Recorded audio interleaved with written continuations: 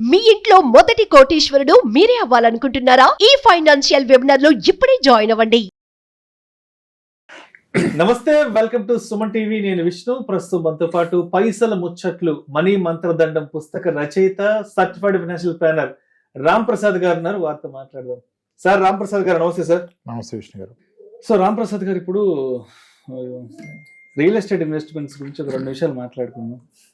చాలా మంది ఎన్ఆర్ఐలు కూడా రియల్ ఎస్టేట్స్ లో విపరీతంగా ఇన్వెస్ట్మెంట్స్ పెడుతున్నారు కదా. మరి పెద్ద పెద్ద మొత్తంలో ఉన్న డబ్బంతా తీసుకెళ్లి రియల్ ఎస్టేట్ లో ఇన్వెస్ట్మెంట్స్ చేసే వాళ్ళకి మరి మీరు ఎటువంటి సజెషన్స్ ఇస్తారు? అసలు ఏమి ఇవ్వకూడదు సార్. ఇవ్వకూడదా? చెప్తే వినకపోతే చెడిపోయాక చూడుతున్నారు కదా. ఎన్నిసార్లు ఇస్తాం మనం? ఓకే, రియల్ ఎస్టేట్ కొనుక్కోండి. మీ మొత్తం ఆస్తి ఒక 5 కోట్లు ఉంటే దాంట్లో 1 కోటి, 1.5 2 కోట్లు మొత్తం దాంట్లో పెట్టద్దు. Real estate is a great asset, no doubt. But to what extent it is good is the question. మీకున్న మొత్తం అక్కడ పెట్టద్దు. జనాలు ఉన్న మొత్తం కాదు, రాబోయే జీతాలు కూడా దాంట్లో పెడేస్తున్నారు. ఎందుకంటే ఎమర్జెన్సీకి లిక్విడిటీ చేసుకోలేం కదా, ఉన్నదంతా తీసుకెళ్లి భూముల్లో పెట్టేస్తారు. ఉన్నదంతా కాదు, ఇప్పుడు ఉన్న ఫ్లాట్ మీద టాప్అప్ లోన్ తీసుకొని ప్లాట్ కొంటారు. అంటే ఉన్నది కదా నేను పెట్టింది, రాబోయేది ఉన్నదాని మీద లోన్ తీసుకొని పెడుతున్నారు. ఇప్పుడు తీరా కొన్నాం కదా, కొనేవాడు లేడు, అమ్ముడు పోదు. నువ్వు ఒక రేట్ చెప్తావు, అది నువ్వే చెప్పుకున్నావు. ఎవడంటే అక్కడ నీ రేటు వినేవాడు ఎవడున్నాడు అక్కడ. అదేవిధంగా కాసేపు గోల్డ్ ఇన్వెస్ట్మెంట్స్ గురించి కూడా మాట్లాడుకుందాం. ఎందుకంటే మనం ఎప్పుడు గోల్డ్ గురించి మాట్లాడుకుంటే అది బాగా హాట్ టాపిక్, బ్లాక్ బస్టర్ అవుతుంది.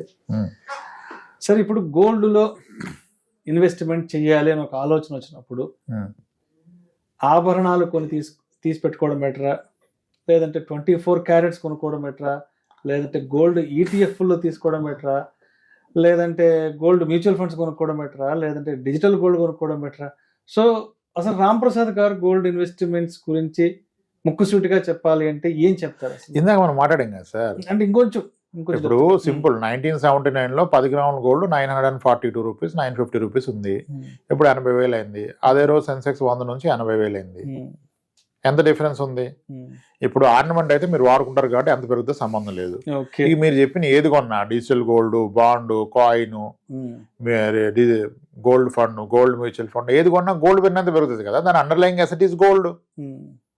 అది ఈక్విటీ అంత పెరగదని తెలిసినప్పుడు అది పెట్టుబడికి ఎందుకు వాడుతున్నారు? దాని ఆర్నమెంట్ గానే వాడాలి, పెట్టుబడికి ఎందుకు వాడుతున్నారు? అంటే లాంగ్ రన్. మేబీ ఇప్పుడు క్లియర్ గోల్డ్ సైకిల్ ఉంది, గోల్డ్ 20% కరెక్ట్ అయింది, నాకు ఎందుకంటే కరెక్ట్ అవుతుందని తెలిసింది. 1 ఇయర్ వరకు అది కరెక్ట్ ఏమో మేబీ, ఎందుకంటే ఆల్రెడీ 30% పడ్డది కదా, ఇంక పడదని. అందుకని లాంగ్ టర్మ్ గోల్డ్ ఎలా రైట్ అయింది? ఎప్పుడు లాంగ్ టర్మ్ చూసినా గోల్డ్ 8% కదా ఇచ్చింది. మనకు తెలిసి 1964 నుంచి ఈ రోజు వరకు 7-8%. ఇదే అందుకే ఈ డైవర్సిఫికేషన్ మనం చేయకూడదు అంట. ఇప్పుడు మల్టీ అసెట్ ఫండ్స్ లో గోల్డ్ కొన్నారు. ఎప్పుడు కొన్నారు? గోల్డ్ రైట్ ప్రైస్ లో కొన్నారు, రైట్ ప్రైస్ లో అమ్మేస్తున్నారు. ఎందుకంటే fund manager there is a lot of analysis, big team, వాళ్ళు అనాలిసిస్ చేసి పెడతారు. సో మీరు గోల్డ్ కొనాలా, సిల్వర్ కొనాలా, రియల్ ఎస్టేట్ కొనాలా, ఎంత కొనాలనేది మనకంటే బెటర్గా ఫండ్ మేనేజర్ తెలుసు. కాబట్టి మీరు multi asset, dynamic asset allocation లాంటి ఫండ్స్ కొనుక్కోండి. వాటిలో ఇవన్నీ వాళ్ళే చేస్తారు, మీరు చేయాల్సిన అవసరం లేదు కదా. అండ్ అక్కడ ఆడు కొన్ని అమ్మినా మీ దాకా ట్యాక్స్లు రావట్లేదు కదా. ఇక్కడ మీరు అమ్మితే ట్యాక్స్లు పే చేయాలి కదా, క్యాపిటల్ గెయిన్ ట్యాక్స్. ఇంకో 2 నిమిషాలు మోస్ట్ అంటే రామ్ ప్రసాద్ గారు ఎక్కువగా మాట్లాడిన ఇంకో టాపిక్ ఏంటంటే దాని గురించి కూడా ఒక 2-3 నిమిషాలు మాట్లాడాలి. మీ ఇష్టం, ఆడుకోండి. సొంత ఇల్లు కొనుక్కోవాలా, రెంట్ ఇంట్లో ఉండాలా, ఏది ఎవరికి సూట్ అవ్వద్దు అన్న దాని గురించి కొంచెం స్ట్రైట్ గా చెప్పేసేయండి. ఎవరికి ఏది బెటర్ అంతే. ఎవరికి ఏది బెస్ట్ వాళ్ళే తెలుసుకుంటారు సార్. ఇల్లు కొనడం తప్పు, ఇన్వెస్ట్ చేయండి అనేది తప్పు. ఇల్లు కొనాలి, ఇల్లు కొనకుండా ఇన్వెస్ట్ చేస్తే ఎక్కువ వస్తుంది, చాలా తప్పు, చాలా తప్పు. అంటే ఇల్లుని మన భవిష్యత్ అవసరాలకు కూడా అచీవ్ అయ్యే విధంగా మిగిలిన ఇన్వెస్ట్మెంట్ చేయగలిగితే కొనాలి. కానీ ఇంకా అన్ని ఆపేసి ఇల్లు ఒకటే జీవితం అనుకుంటే కష్టం. నన్ను అడిగితే ఇల్లు కొన్నా కొనకపోయినా ఒక మంచి ఇంట్లో ఉండడం అనేది ఉత్తమం. మంచి ఇంట్లో ఉండడానికి కొనాల్సిన అవసరం లేదు, రెంట్ కూడా ఉండొచ్చు కదా. డెఫినెట్గా ఒక వ్యక్తి లైఫ్ టైం ప్రయారిటీస్లో top priority is house, next priority car, third priority kids education. Right అయిపోయింది కదా, ఇది ఆర్డర్. అయితే ఇప్పుడు నా బడ్జెట్ అంత లేదు, నాకు విల్లాలోనే ఉండాలి అంటే, మా వైఫ్కి విల్లా ఇష్టం సార్, అదేమో నేను ఎక్కడ చూసినా 4 కోట్లు అవుతుంది, ఎలా సార్ నేను కొనలేను సార్ అంటే, నేను చెప్పాను కొంతమందికి, మీరు 4 కోట్ల విల్లా కొనలేకపోతే మీ బడ్జెట్ 2 కోట్లు ఉంటే 2 కోట్ల అపార్ట్మెంట్ కొనండి గేటెడ్ కమ్యూనిటీలో. రైట్ 2 కోట్ల అపార్ట్మెంట్కి మీకు 50,000 అద్దె వస్తుంది. మీ 6 కోట్ల వెళ్ళ కూడా 50,000 అద్దెకే వస్తాయి. మీరు ఉండాలనుకున్న దగ్గర ఉండండి, ఇదే దాన్ని కేర్ చేస్తుంది కదా. Because independent house and villa రెంట్లు are very less compare to apartments. మన కూడా ఒక ఆయన వచ్చాడు, ఎక్కడ రాజ్ పుష్ప అనేది చెప్పారు, సార్ మీరు చెప్పింది నిజమే అన్నాడు. ఎందుకన్నాను, సార్ మా ఓనర్ మాకు రెంట్కి ఇచ్చాడు కదా సార్, ఆయన మా నియర్ బై విల్లాలో ఉన్నాడు సార్, మేము గడ్డ 60,000 వాడు గడ్డ 60,000 సార్, వాడు 6 కోట్ల వెళ్ళా, మాది 2.5 కోట్లే సార్ అన్నాడు. అర్థమైందా లాజిక్? సో అది again it depends on the emotion of family members. వాళ్ళకి అబ్జెక్షన్ లేదంటే చేయగలుగుతారు, వాళ్ళకి అబ్జెక్షన్ ఉంటే మీరు ఏం చేయలేరు కదా. ఇంకొకటి వచ్చేసి ఏదైనా ఖాళీగా ఉన్న స్థలం కొనడం మంచిదా, లేదంటే వ్యవసాయ భూమి కొనిపెట్టుకోవడం మంచిదా? అంటే మనకి ల్యాండ్ మీద చాలా మందికి అఫెక్షన్, మమకారం ఉంటుంది కదా. మనకు ఒక ఊర్లో ఒక 2 ఎకరాలు ఉంటే మంచిది, లేదంటే మనం ఉన్న టౌన్ లో మనకు ఒక ఖాళీ జాగా ఉంటే మంచిది అన్న ఇలాంటి డైనమాలో ఉంటారు కదా, మరి వాళ్ళకేం చెప్తారు? Real estate has to be for consumption, not as investment. యాక్చువల్గా నా పర్సనల్ ఒపీనియన్.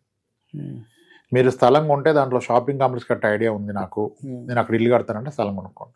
పెరుగుతుంది అమ్ముతానంటే కొనద్దు, పెరిగితే అమ్ముతారంటే 12%, 6 years డబ్బులు వద్దు మా అంటే.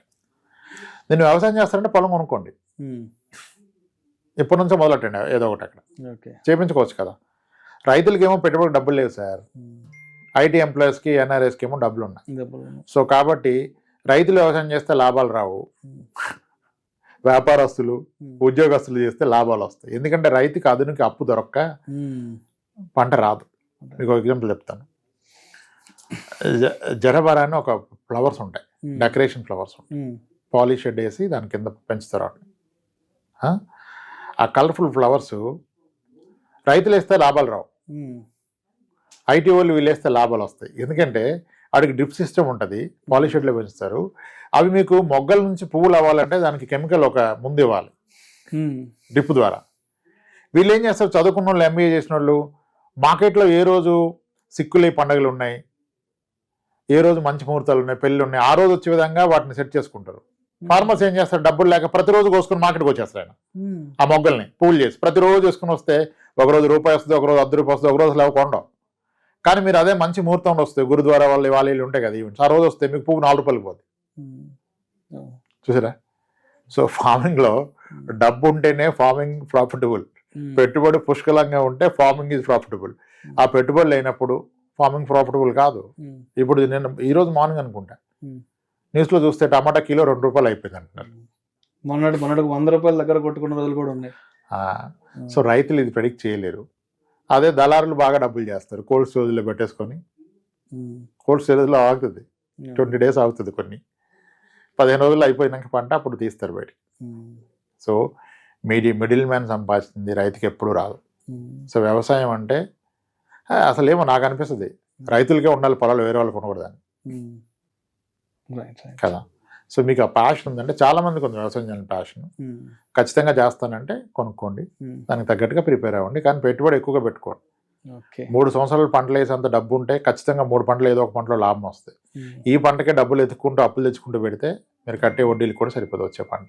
పొదుపు పెట్టుబడుల విషయంలో ఎటువంటి జాగ్రత్తలు తీసుకోవాలి అనే దాని గురించి చాలా చక్కగా మీ సమయాన్ని వెచ్చించి మన ప్రేక్షకులకు చాలా మంచి ఆసక్తికరమైన విషయాలను తెలియజేశారు. Thank you so much. Thanks.